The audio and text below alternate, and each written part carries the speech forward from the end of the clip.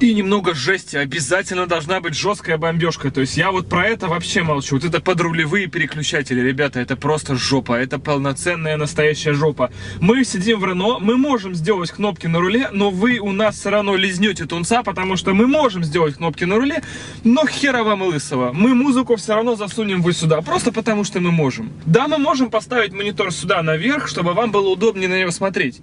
Но вы что, вы купили дешевую тачку, вы должны страдать. Поэтому мы поставим монитор сюда, и когда вы включаете заднюю передачу, на нем изображается камера, но смотрите на нее под таким углом. Рено конкретно не дожали, надо было мафан ставить вот туда, чтобы люди назад вот так вот сдавали, как юродивые. Они должны понимать, что у них какие-то по жизни отклонения, понимаете? Ну нельзя поставить было сюда монитор, никак. Причем у нас, смотрите, здесь есть бардачок, это просто в данном случае он закрыт, и сюда можно было заколхозить все что угодно. Чуть пониже воздуховоды вообще не проблема, а бардачок для всякого барахла сюда нет. Мы в Рено, мы все это понимаем, но вы у нас, твари, будете подыхать в этих машинах, чтобы нищие всегда знали, что они нищие, что они купили Дастер. Чё за прикол? Вы там что, зажрались, что ли, в своем Рено? Офигели?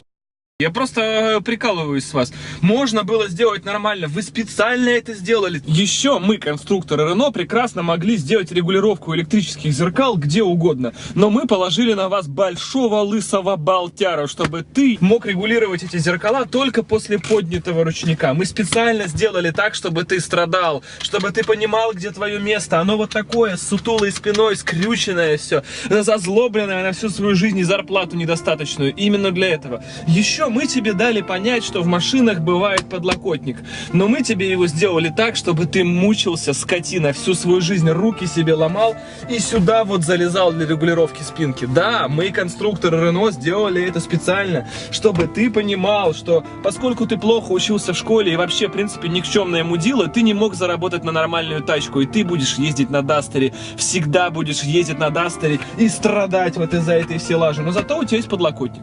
Да. Потому что мы в Рено знаем, как тебя унизить, никчемное ты создание.